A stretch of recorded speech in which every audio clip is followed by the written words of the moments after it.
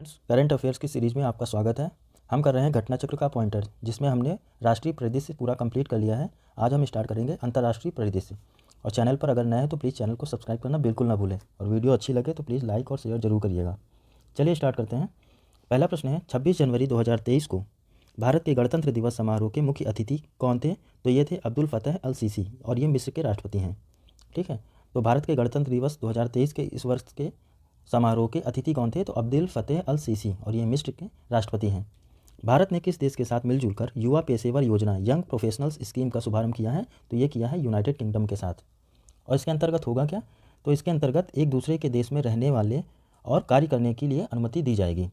ठीक है, तो कितने लोगों को? 3000 प्रोफेशनल्स को एक दूसरे के देश में जाकर काम करने और रहने की अनुमति दी जाएगी।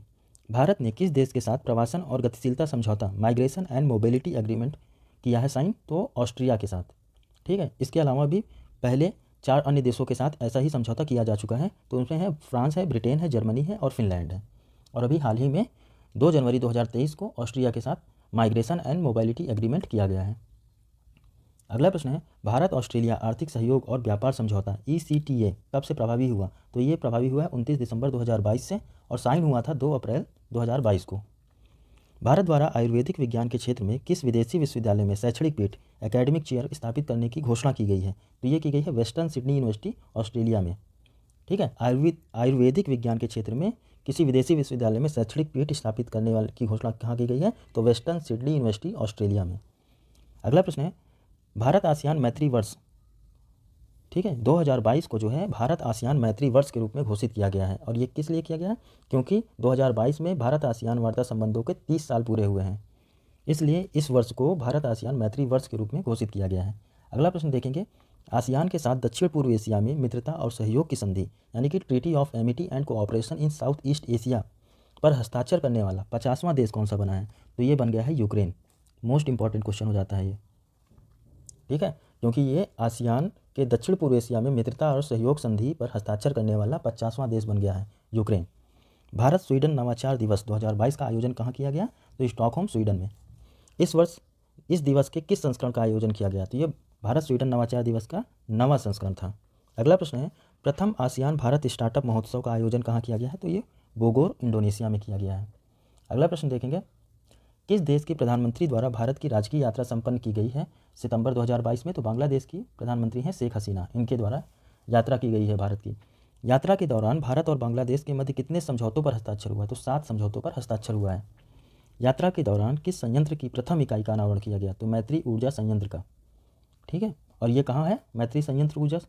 तो ये है खुलना डिवीज़न रामपाल बांग्लादेश में, जिसमें 660 के 2 मेगावाट जो है संयंत्र स्थापित किए जाएंगे। इस यात्रा के दौरान किस पुल का उद्घाटन किया गया है? तो रूपसा रेल पुल 5.1 किलोमीटर लंबा है ये, इसका उद्घाटन किया गया है। यात्रा के दौरान भारतीय सशस्त्र सेनाओं के कर्मियों को 200 वंशजों हेतु किस छात्रवृत्ति का शुभारंभ किया गया है? तो बंग बंधु शेख मुजीबुर रहमान छात्र छात्रवृत्ति, ठीक है, ये स्टार्ट की गई है। किस लैटिन अमेरिका देश में स्वामी विवेकानंद की पहली प्रतिमा का अनावरण किया गया? तो ये है लैटिन अमेरिकी देश मैक्सिको। और प्रतिमा का अनावरण किसने किया है? तो ये किया है लोकसभा के अध्यक्ष ओम बिरला के द्वारा। तो इंपॉर्टेंट हो जाता है क्वेश्चन। महात्मा गांधी की एक आवच प्रतिमा का अनावरण कहाँ किया गया है? तो असुनसियान पराग्वे में। ये दक्षिण अमेरिकी देश है असुनसियान पराग्वे। महात्मा गांधी की एक आवच प्रतिमा का अनावरण किया गया है। ठीक है, इसका अनावरण किसके द्वारा किया गया है? तो ये विदेश मंत्री एस जयशंकर के द्वारा। ठीक है, किस देश ने नेताजी सुभाष चंद्र बोस से जुड़े स्थल पदांग को राष्ट्रीय स्मारक घोषित किया है? तो ये किया है सिंगापुर। ठीक है, इंपॉर्टेंट हो जाता है। किस देश ने नेताजी सुभाष चंद्र बोस से जुड़े स्थल पदांग को राष्ट्रीय स्मारक घोषित किया है? तो सिंगापुर ने किया है। भारत ने मालदीव के साथ कितने समझौतों पर हस्ताक्षर किया है? तो 6 समझौतों पर हस्ताक्षर किया है। कौन कौन से इसमें प्रमुख है? तो साइबर सुरक्षा पर, आपदा प्रबंधन और पुलिस बुनियादी ढांचा के क्षेत्र में। ये 3 मुख्य समझौते हैं जिन पर भारत और मालदीव के बीच समझौता हुआ है। कहाँ पर Indo Israel centre of excellence for vegetables का शिलान्यास किया गया है? तो ये किया गया है चंदौली उत्तर प्रदेश में। स्टार लगा लीजिए, इंपॉर्टेंट क्वेश्चन है। Indo Israel centre of excellence for vegetables का शिलान्यास किया गया है चंदौली उत्तर प्रदेश में। किस देश के राष्ट्रपति इब्राहिम मोहम्मद सोलिह भारत की 4 दिवसीय यात्रा पर रहे? तो ये मालदीव के राष्ट्रपति हैं इब्राहिम मोहम्मद सोलिह। ठीक है, अगला प्रश्न देखेंगे, भारत ने फिलिस्तीन शरणार्थियों के कल्याण के लिए किस संगठन को $2.5 मिलियन अमेरिकी डॉलर का योगदान दिया है? तो ये दिया है UNRWA ने, UNRWA यानी कि United Nations Relief and Work Agency for Palestine refugees in the Near east.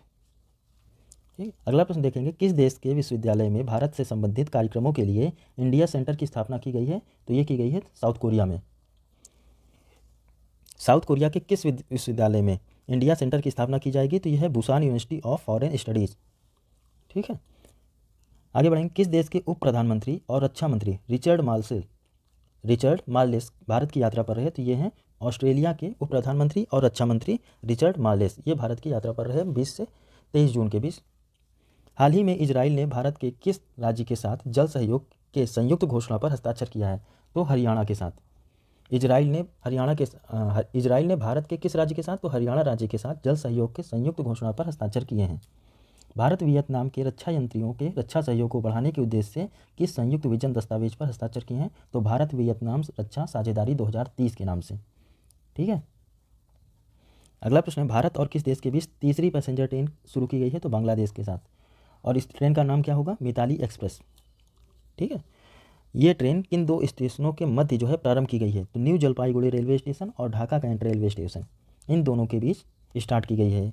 Bharat और बांग्लादेश के मध्य संचालित दो अन्य यात्री ट्रेन कौन कौन सी हैं? तो पहली है कोलकाता ढाका मैत्री एक्सप्रेस, फिर दूसरी है कोलकाता खुलना बंधन एक्सप्रेस, और तीसरी हो गई मिताली एक्सप्रेस, जो चलेगी नई जलपाईगुड़ी से ढाका कैंट रेलवे स्टेशन के बीच। अगला प्रश्न है, प्रधानमंत्री की जापान यात्रा से देखेंगे क्या क्या क्वेश्चन है। तो नरेंद्र मोदी ने जापान के प्रधानमंत्री फूमियो किशिदा के आमंत्रण पर किस शहर का दौरा किया? तो टोक्यो जापान का। तो 23-24 मई को भारत के प्रधानमंत्री जापान की यात्रा पर थे, और जापान के प्रधानमंत्री कौन है? तो फूमियो किशिदा। यात्रा के दौरान प्रधानमंत्री मोदी ने किस शिखर सम्मेलन में हिस्सा लिया? जब जापान की यात्रा पर थे तो वहीं पर इन्होंने 4 देशों की प्रमुखों की शिखर बैठक आयोजित की गई थी, उसमें भी इन्होंने हिस्सा लिया, और इसका आयोजन भी टोक्यो जापान में ही किया गया था। ठीक है, क्वाड लीडर्स की यानी कि 4 देशों की शिखर बैठक थी, वहीं पर उन्होंने उसमें भाग लिया। इस बैठक में शामिल कौन कौन थे? तो जितने भी क्वाड देशों में शामिल देश हैं, भारत, जापान, अमेरिका और ऑस्ट्रेलिया। ठीक है, तो भारत की तरफ से प्रधानमंत्री मोदी, जापान के प्रधानमंत्री फूमियो किशिदा, अमेरिका के राष्ट्रपति जोसेफ आर बाइडेन और ऑस्ट्रेलिया के प्रधानमंत्री एंथनी अल्बनीज़। ठीक है, ये 4 लोग वहाँ मीटिंग करके आए हैं। 4 देशों के प्रमुखों की यह कौन सी व्यक्तिगत बैठक थी? तो ये 2nd नंबर की बैठक थी, जो पर्सनली की गई है, इन पर्सन बैठक। क्वाड की अब तक कुल कितनी बैठकें आयोजित की गई हैं? तो 4 हो चुकी हैं, जिसमें से ये 2 जो हैं वो व्यक्तिगत बैठकें थी। अगला प्रश्न देखेंगे, अगला प्रश्न है, मानवीय और प्राकृतिक आपदाओं और अवैध मछली पकड़ने से निपटने से जुड़ी क्षमता को बढ़ाने के लिए किस पहल की शुरुआत की गई है? तो भारत प्रशांत समुद्री क्षेत्र जागरूकता यानी कि Indo Pacific maritime domain awareness, इसकी जो है शुरुआत की गई है। मानवीय और प्राकृतिक आपदाओं और अवैध मछली पकड़ने से निपटने के लिए भारत प्रशांत समुद्री क्षेत्र जागरूकता पहल की शुरुआत की गई है। हिंद प्रशांत क्षेत्र में लचीलापन, आर्थिक विकास, निष्पक्षता और प्रतिस्पर्धा बढ़ाने के साथ भागीदार देशों के बीच आर्थिक साझेदारी को मजबूत बनाने के उद्देश्य से इसकी शुरुआत की गई है, तो IPEF की। ठीक है, अगला प्रश्न देखें, तो IPEF का फुल फॉर्म क्या हो गया? तो Indo Pacific economic framework for prosperity यानी कि समृद्धि हेतु हिंद प्रशांत आर्थिक रूपरेखा। और इसमें कितने देश शामिल है? तो 13 देश शामिल है, क्वाड देशों सहित। ठीक है, 13 देश हैं, जिसमें से 4 क्वाड के देश हैं। इसमें भारत, जापान, अमेरिका, ऑस्ट्रेलिया भी शामिल हैं। स्टेम के क्षेत्र में सहयोगी देशों को एक साथ लाने के लिए किस कार्यक्रम की शुरुआत की गई है?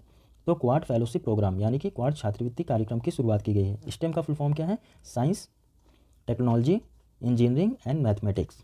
ये स्टेम का फुल फॉर्म है, science, technology, engineering and mathematics. इसके सहयोग के लिए सहयोगी देशों ने एक दूसरे के साथ स्टेम की शुरुआत की है। और इसका सम्मेलन, अगला सम्मेलन जो है कहाँ होगा? तो वर्ष 2023 में होगा, ऑस्ट्रेलिया में आयोजित किया जाएगा स्टेम का सम्मेलन के दौरान भारत अमेरिका के मध्य द्विपक्षीय वार्ता हुई है।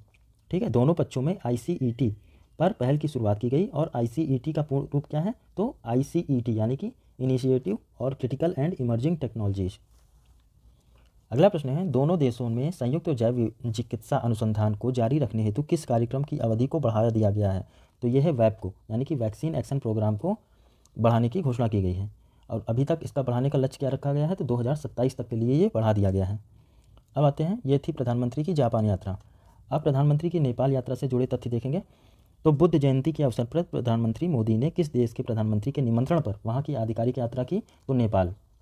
ठीक है। इस बार महात्मा बुद्ध की कौन सी जयंती मनाई गई? तो 2566वीं जयंती।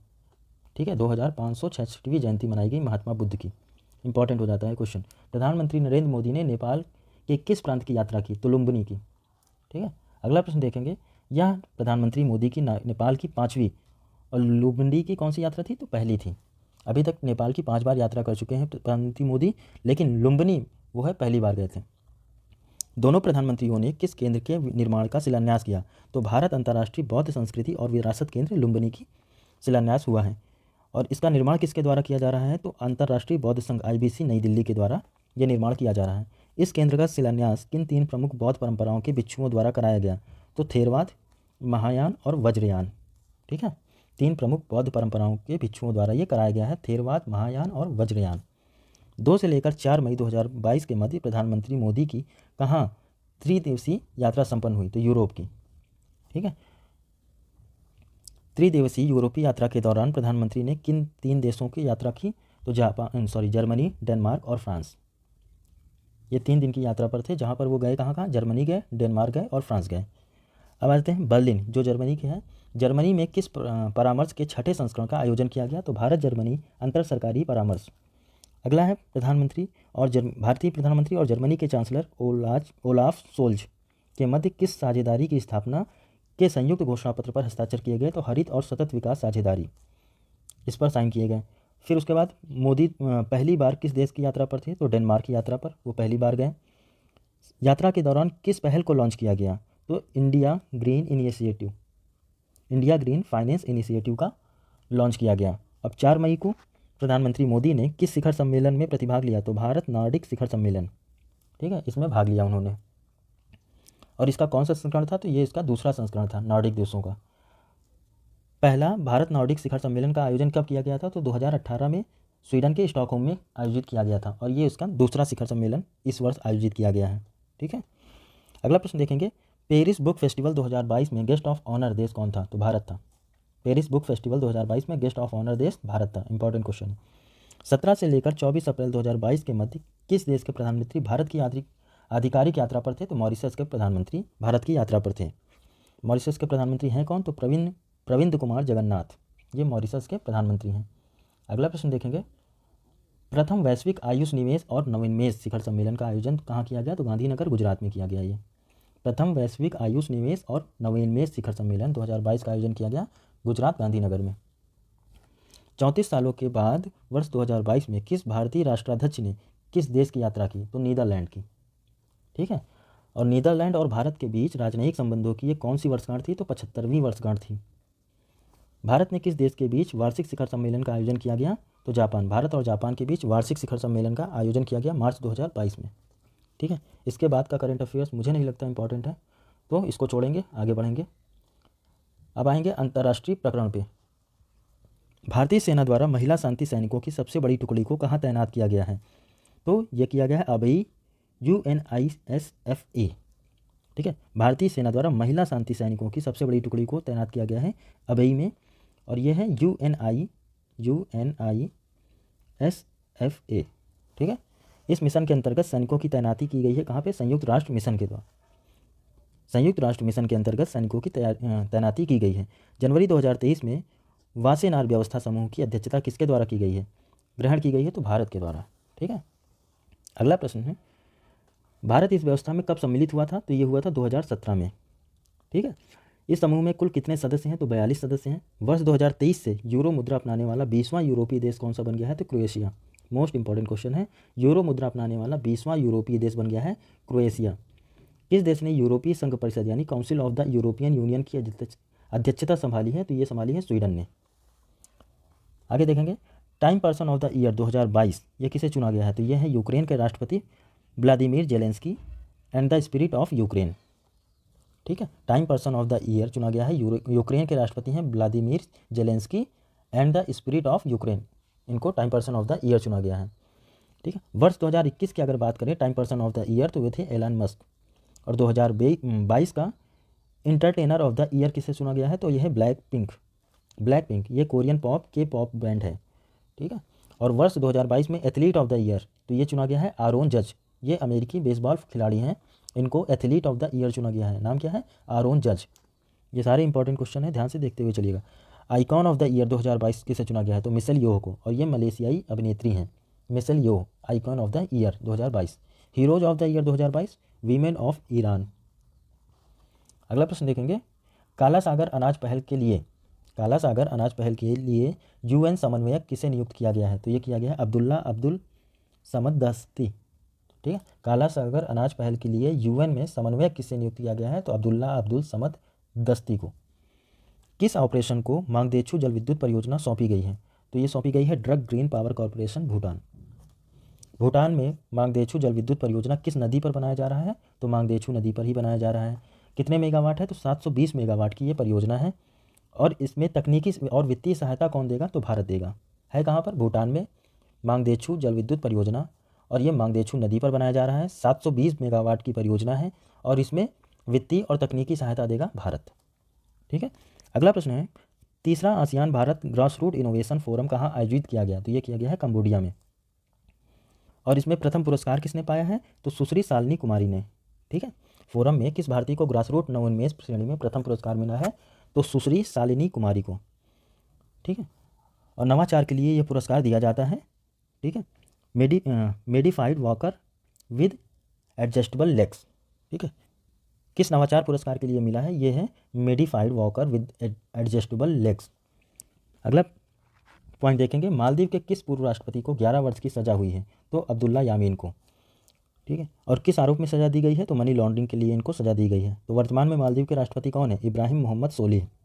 ठीक है, भारत के किस पहल की प्रकृति को पुनर्जीवित करने वाली विश्व की 10 शीर्ष फ्लैगशिप पहलों में शामिल किया गया है? तो नमामि गंगे पहल को।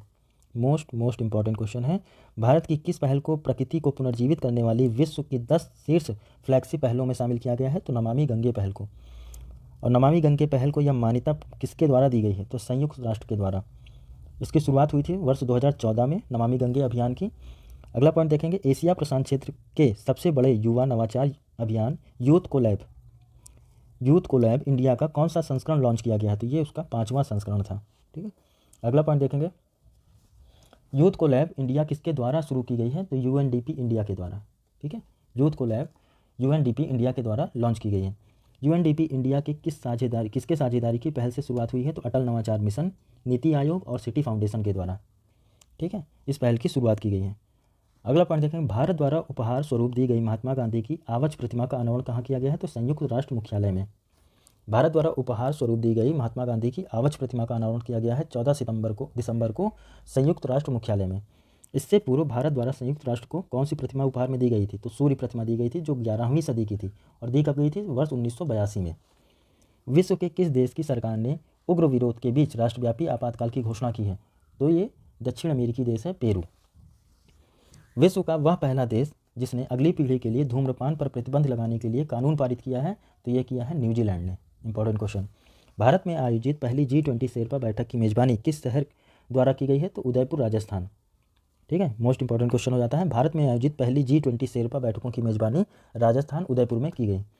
और इसकी अध्यक्षता किसने की है? तो अमिताभ कांत ने की है। भारत के G20 के शेरपा हैं ये।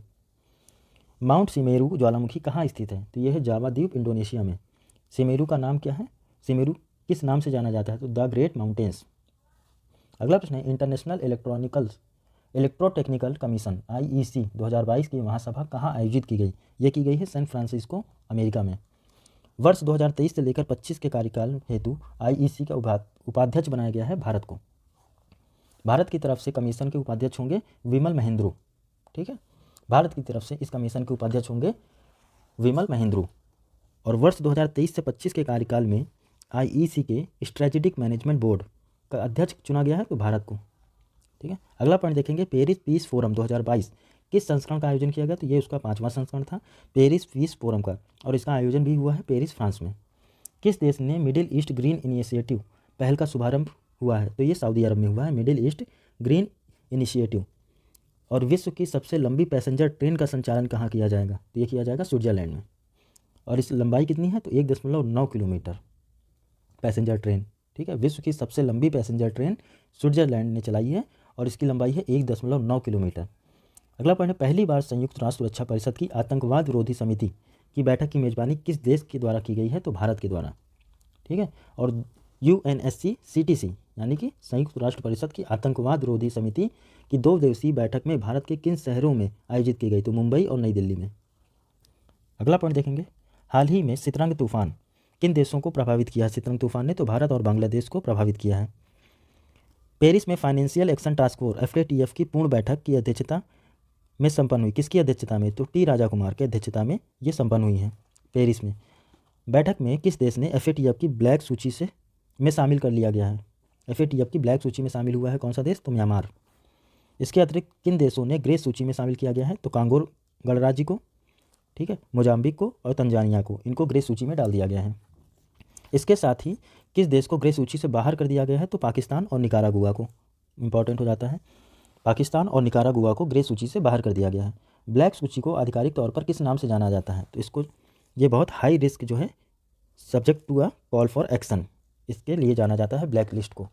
आधिकारिक तौर पर किस नाम से जाना जाता है? तो high risk jurisdictions subject to a call for action. और ग्रे सूची को किस नाम से जानते हैं? जो ज्यूरिडिक्शंस अंडर इंक्रीज्ड मॉनिटरिंग। ठीक है। अर्थशास्त्र का नोबेल पुरस्कार 2022 की घोषणा किसके द्वारा की गई? तो the royal Swedish academy of sciences के द्वारा की गई है। और यह पुरस्कार संयुक्त रूप से किसे प्रदान किया गया है? तो 3 लोग हैं, Ben S Bernanke, Douglas W Diamond, Philip S Dybvig. ठीक है। इसका शॉर्ट जो है अलग से एक सेपरेट वीडियो बनेगा, अभी यहाँ देखते हुए चलते हैं। नोबेल शांति पुरस्कार 2022 की घोषणा किसके द्वारा की गई है? तो द नॉर्वेजियन नोबेल अकेडमी के द्वारा ये की जाती है इसकी घोषणा। और ये भी 3 लोगों को दिया गया है। LS बियालियात्स्की बेलारूस, मेमोरियल संगठन रूस का है, सेंटर फॉर सिविल लिबर्टीज ये संगठन यूक्रेन का है। इनको नोबेल शांति पुरस्कार मिला है। वर्ष 2022 में साहित्य का नोबेल पुरस्कार किसको दिया गया है? तो एनी आर्नो को। और रसायन विज्ञान की अगर बात करें तो इसमें भी 3 लोगों को ये पुरस्कार दिया गया है, कैरोलिन R, दूसरा है मोर्टेन मोल्डल और के बैरी शार्पलेस। और भौतिक विज्ञान 2022 का किसको मिला है नोबेल शांति पुरस्कार? तो Alain Aspect, John F Clauser और एंटोन जिलिंगर। अगला प्रश्न है, चिकित्सा विज्ञान के क्षेत्र में नोबेल पुरस्कार किसको दिया गया है? तो ये the Nobel agency of Karolinska institute को। ठीक है। चिकित्सा विज्ञान का नोबेल पुरस्कार दिया गया है the Nobel assembly eight Karolinska institute को। और इस वर्ष यह पुरस्कार किसे प्रदान किया गया है? तो ये मिला है स्वीडन के स्वांते पाबो को। ठीक। कजाकिस्तान की राजधानी नूर सुल्तान का नाम परिवर्तित करके क्या कर दिया गया है? अस्ताना। ठीक है। कजाकिस्तान की राजधानी नूर सुल्तान का परिवर्तित नाम यानी नया नाम क्या है? तो अस्ताना है। अंतर्राष्ट्रीय जल संघ IWA विश्व जल कांग्रेस प्रदर्शनी 2022 का आयोजन कहाँ किया गया? तो डेनमार्क कोपेनहेगन में। SCO की पहली सांस्कृतिक और पर्यटन राजधानी 2022-23 के रूप में किसे नामित किया गया है? तो वाराणसी उत्तर प्रदेश। ये संघाई सहयोग संगठन की पहली सांस्कृतिक और पर्यटन राजधानी 2022-23 के रूप में नामित की गई है उत्तर प्रदेश के वाराणसी को। हाल ही की खबरों में रहा बटरफ्लाई माइन क्या है? तो ये एंटी पर्सनल बारूदी सुरंग है। और यह किन 2 देशों के मध्य युद्ध के दौरान खबरों में रही? तो रूस और यूक्रेन के बीच जब युद्ध चल रहा था उसके बीच में ये खबरों में रही एंटी पर्सनल बारूदी सुरंग। यूनेस्को की global network of learning cities में शामिल भारतीय शहर कौन से हैं? तो त्रिशूर है, नीलांबूर है और वारंगल है। ठीक है। त्रिशूर, नीलांबूर और वारंगल ये यूनेस्को की global network of learning cities में शामिल भारतीय शहर हैं। यूनेस्को की global network of learning cities में शामिल शहर त्रिशूर और नीलांबूर ये जो है केरल में है और वारंगल जो है ये तेलंगाना में है। तो 2 केरल के हो गए, 1 तेलंगाना के। नीलांबूर, त्रिशूर और वारंगल ये इको टूरिज्म स्थल के रूप में प्रसिद्ध हैं, इसलिए इनको global network of learning cities में शामिल किया गया है। अगला है, विश्व की पहली हाइड्रोजन से चलने वाली ट्रेन की यात्री सेवा का उद्घाटन किस देश में किया गया है? तो ये किया गया है जर्मनी में, हाइड्रोजन से चलने वाली। और इस ट्रेन का नाम क्या है? तो कोराडिया आइलैंड। ठीक है, कोराडिया आइलैंड। हाल ही में विश्व शांति आयोग के गठन को किसने प्रस्तावित किया है? तो ये किया है मैक्सिको ने। विश्व शांति आयोग के गठन को प्रस्तावित किया है मैक्सिको ने। इस प्रस्तावित आयोग में कौन 3 सदस्य होंगे? तो प्रधानमंत्री मोदी, एंटोनियो गुटेरेस और पोप फ्रांसिस। ठीक है, ये 3 इसके सदस्य होंगे। Trans Himalaya multi dimensional connectivity network में कौन से देश संबद्ध है? तो नेपाल और चीन। Trans Himalaya multi dimensional connectivity programme में 2 देश शामिल हैं, नेपाल और चीन। और ये नेटवर्क किस पहल का हिस्सा है? तो बेल्ट एंड रोड इनिशिएटिव का, BRI का हिस्सा है ये। ठीक है। अगला प्रश्न है, सेमीकंडक्टर उत्पादन को बढ़ावा देने के लिए चिप्स विधेयक किस देश के द्वारा पारित किया गया है? तो ये किया गया है अमेरिका के द्वारा। और चिप्स का फुल फॉर्म क्या है? Creating helpful initiative to productive semiconductors to produce semiconductors, यानी कि creating helpful incentives to produce semiconductors. ठीक है। अगला पॉइंट है, वर्ष 2022 में कौन सा देश संयुक्त राष्ट्र सुरक्षा परिषद आतंकवाद विरोधी समिति का अध्यक्ष बना है? तो भारत बना है। ठीक है। भारत सरकार द्वारा अंतर्राष्ट्रीय रासायनिक सुरक्षा कार्ड के किस अंतर्राष्ट्रीय संगठन के साथ समझौता ज्ञापन हस्ताक्षरित किया गया है? तो अंतर्राष्ट्रीय श्रम संगठन ILO के द्वारा। और अंतर्राष्ट्रीय रासायनिक सुरक्षा कार्ड संबंधित किससे है? तो कार्यस्थल पर रसायनों के सुरक्षित उपयोग से। ठीक है। अंतर्राष्ट्रीय रासायनिक सुरक्षा कार्ड का विकास किसके द्वारा किया गया है? तो WHO और इंटरनेशनल लेबर ऑर्गेनाइजेशन द्वारा यूरोपीय आयोग के सहयोग से ये विकास किया गया है इसका। टाइम पत्रिका द्वारा वर्ष 2022 में विश्व के 50 महानतम स्थानों की सूची में भारत के किस शहर को शामिल किया गया है? तो अहमदाबाद को। ठीक है, इसको शामिल किया गया है टाइम पत्रिका के द्वारा 2022 के विश्व के 50 महानतम स्थानों की सूची में। यह स्थान अहमदाबाद शहर को किस टैगलाइन के साथ दिया गया है? तो उच्च शिक्षण, हायर लर्निंग। अब इस सूची में किस भारतीय राज्य को इको टूरिज्म हॉटस्पॉट के रूप में स्थान मिला है? तो केरल को। अब ठीक है, तो इको टूरिज्म में केरल को मिला है और हायर लर्निंग में अहमदाबाद को मिला है। ठीक है। अगला पॉइंट है, इंटरपोल के अंतर्राष्ट्रीय बाल यौन शोषण श्रृंखला डाटाबेस में शामिल होने वाला 68वां देश कौन सा है? तो भारत है। इंपॉर्टेंट क्वेश्चन हो जाता है, इंटरपोल के अंतर्राष्ट्रीय बाल यौन शोषण श्रृंखला डाटाबेस में शामिल होने वाला भारत 68वां देश है। प्रतिवर्ष विश्व खेल पत्रकार दिवस मनाया जाता है 2 जुलाई को। विश्व खेल पत्रकार दिवस 2 जुलाई को मनाया जाता है। अंतर्राष्ट्रीय क्षुद्र ग्रह दिवस ये मनाया जाता है 30 जून को। अगला पॉइंट है, यूरोपीय संघ ने किन देशों के उम्मीदवार का दर्जा EU कैंडिडेट स्टेटस प्रदान किया है? तो यूक्रेन और मालदोवा को। अगला पॉइंट है, विश्व के 9 देशों में स्थित कितने नए स्थल को यूनेस्को के विश्व जैव मंडल अभ्यारण्य नेटवर्क में शामिल किया गया है? तो 11 को। ठीक है, 9 देशों के 11 स्थलों को शामिल किया गया है यूनेस्को के विश्व जैव मंडल अभ्यारण्य नेटवर्क में। अब इस किस स्थल को पहली बार इस नेटवर्क में शामिल किया गया है? तो चाड को, जॉर्जिया और जाम्बिया। ठीक है, इनके स्थलों को पहली बार शामिल किया गया है। तो चाड, जॉर्जिया और जाम्बिया के स्थलों को पहली बार शामिल किया गया है। वर्तमान में विश्व जैव मंडल अभ्यारण्य नेटवर्क में कुल कितने स्थलों को शामिल किया गया है? तो 738। ठीक है, और ये 738 जैव मंडल अभ्यारण्य 134 देशों में शामिल है। ठीक है, 134 देशों से 738 अभ्यारण्यों को शामिल किया गया है। भारत सरकार द्वारा देश भर में अब तक कितने जैव मंडल अभ्यारण्यों की स्थापना की गई है? तो 18। और यूनेस्को में कितने शामिल हैं? तो 12। ठीक है, भारत सरकार द्वारा 18 जैव मंडल अभ्यारण्यों की स्थापना की गई है, लेकिन भारत के उन 18 में से 12 को यूनेस्को के विश्व जैव मंडल अभ्यारण्य नेटवर्क में शामिल किया जा चुका है। संयुक्त राष्ट्र ग्लोबल कॉम्पैक्ट द्वारा SDG Pioneer for water stewardship 2022 की मान्यता प्राप्त करने वाला भारतीय कौन है? तो ये है समकृष्ण मुक्काविल्ली। ठीक, अगला प्रश्न देखेंगे, किन 5 देशों ने को संयुक्त राष्ट्र सुरक्षा परिषद के प्रतिवर्ष 2023-24 के कार्यकाल के लिए अस्थायी सदस्य चुना गया है? 5 देश शामिल हैं जो संयुक्त राष्ट्र सुरक्षा परिषद के 2023-24 के कार्यकाल के लिए अस्थायी सदस्य चुने गए हैं। तो इसमें है इक्वाडोर, जापान, माल्टा, मोजाम्बिक और स्विट्जरलैंड। इक्वाडोर, जापान, माल्टा, मोजाम्बिक और स्विट्जरलैंड, ये 5 देश किसकी जगह लेंगे? ठीक है, तो भारत, आयरलैंड, केन्या, मैक्सिको और नॉर्वे 5 की जगह लेंगे। इक्वाडोर, जापान शामिल किससे किया गया है? ये ध्यान रखिए, इक्वाडोर, जापान, माल्टा, मोजाम्बिक और स्विट्जरलैंड। और किसके स्थान पर? तो भारत, आयरलैंड, केन्या, मैक्सिको और नॉर्वे के स्थान पर। भांग के व्यापार को वैध बनाने वाला पहला एशियाई देश कौन सा है? तो थाईलैंड है।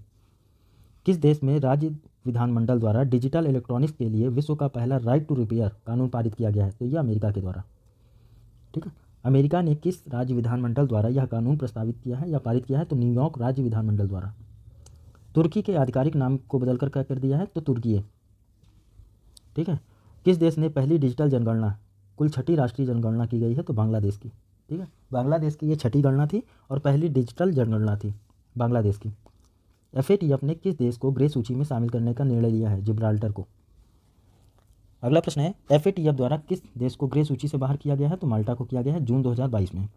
ठीक है, किस देश ने राष्ट्रपति शेख खलीफा बिन जायद अल नहयान का 73 वर्ष की अवस्था में निधन हो गया? तो ये है संयुक्त अरब अमीरात के राष्ट्रपति। क्या नाम था? शेख खलीफा बिन जायद अल नहयान। इनका 73 वर्ष की आयु में निधन हो गया। तो अब नए राष्ट्रपति कौन बने हैं? तो शेख मोहम्मद बिन जायद अल नहयान। ठीक है, कन्फ्यूजन होगा, आप राष्ट्रपति में शेख खलीफा बिन जायद ठीक अल नहयान, ये हमारे पूर्व राष्ट्रपति थे UAE के, और अब नए क्या है, तो शेख मोहम्मद बिन जायद, ये याद रखिएगा। खलीफा हटा दीजिएगा बस। अगला प्रश्न है, हाल ही में किस देश ने विश्व के सबसे लंबे ग्लास बॉटम्ड ब्रिज का उद्घाटन किया है, तो ये वियतनाम ने किया है। ठीक है, विश्व के सबसे लंबे ग्लास बॉटम ब्रिज का उद्घाटन किया गया है वियतनाम में। और इस पुल की लंबाई क्या है, तो 632 मीटर यानी कि 2073 फीट।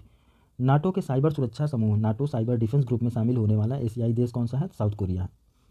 ठीक है, हाल ही में भारत ने संयुक्त राष्ट्र में हिंदी भाषा को बढ़ावा देने के लिए कितने अमेरिकी डॉलर का योगदान दिया है, तो 8 लाख अमेरिकी डॉलर का योगदान दिया है।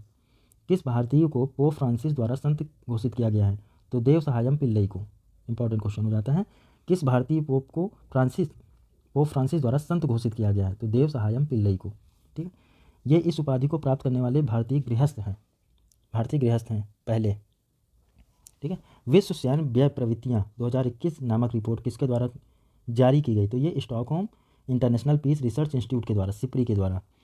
अब इसके डाटा के हिसाब से 2021 में सर्वाधिक सैन्य व्यय करने वाले शीर्ष 5 देश कौन से हैं, तो अमेरिका है, चीन है, भारत तीसरे नंबर पर है, और यूनाइटेड किंगडम और रूस। और अगर बात करें 2021 में ही भारत का सैन्य व्यय उसके जीडीपी का कितना परसेंट था, तो भारत का सैन्य व्यय था 2.7%। ठीक है, इसके बाद स्टार्ट हो जाता है अप्रैल का करंट अफेयर। वो उतना इंपॉर्टेंट नहीं क्योंकि हमें साल भर का करंट अफेयर कवर करना रहेगा। 14 मई को पेपर है, तो हम अप्रैल तक की न्यूज़ नहीं कवर करेंगे, मई टू मई ही करेंगे। ठीक है, इसके अलावा अगर टाइम बचेगा तो हम इसको कवर करते हुए फिर चलेंगे। तो आज के लिए इतना ही, कल हम स्टार्ट करेंगे इसके आगे का पार्ट, अंतर्राष्ट्रीय सम्मेलन। ठीक है, तो अब तक के लिए इतना ही, मिलते हैं नेक्स्ट वीडियो में, तब तक के लिए बाय बाय।